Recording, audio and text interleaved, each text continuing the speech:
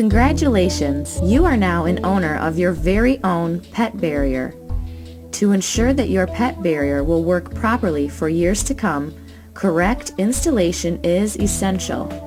Please read all instructions carefully before beginning this installation.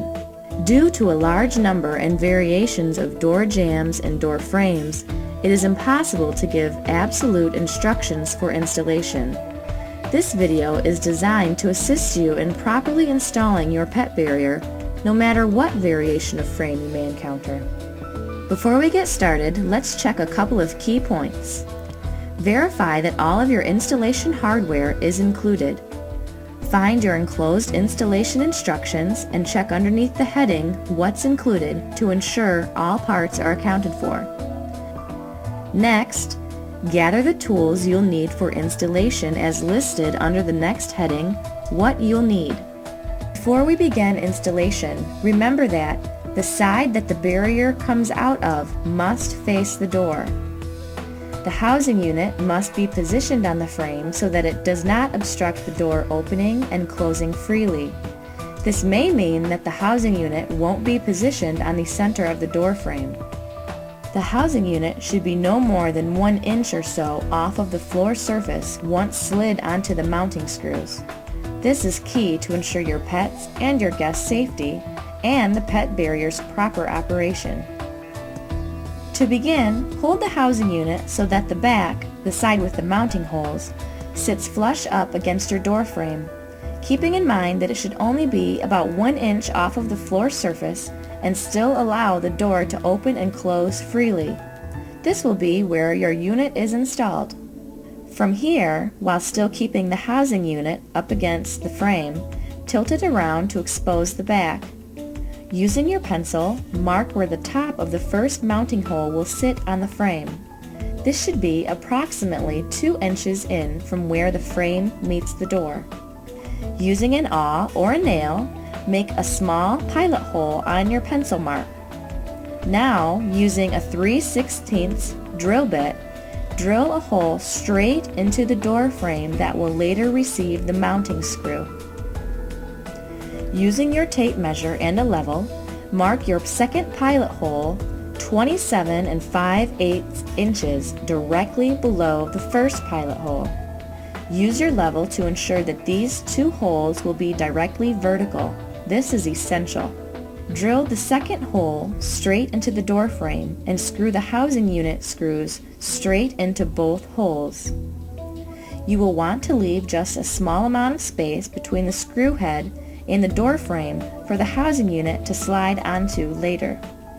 You should now have 2 screws mounted approximately 27 5/8 inches apart vertically.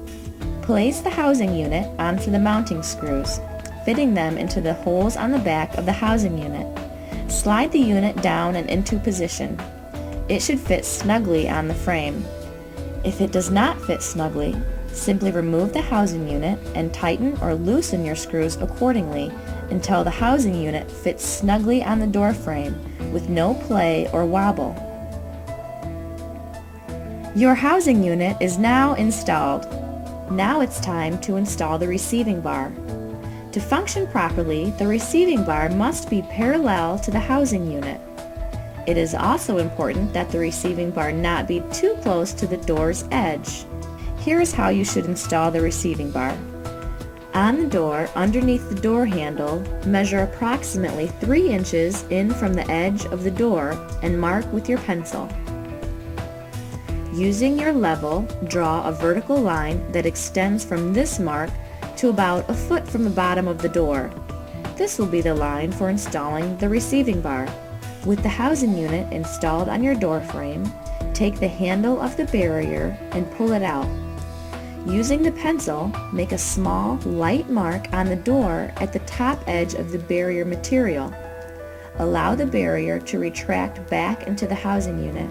Now, measure 1 inch down from this point and make a second small mark. This second mark is the top edge positioning mark for the receiving bar.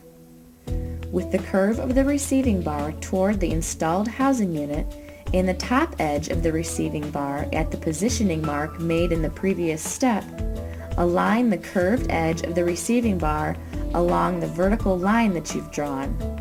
The vertical line is slightly visible on the curved edge. If done properly, this should position the housing unit and the receiving bar parallel to each other. Both the receiving bar and the housing unit need to be installed parallel to each other for easy use. While holding the receiving bar along the vertical line on your door, use a pencil to make a mark through the holes on the receiving bar where the screws will be installed. Use an awl or a nail and hammer to make starter holes to assure proper drilling spots. Drill holes to receive the small screws. Align the receiving bar over the drilled holes and secure tightly into place with the 4 small screws provided.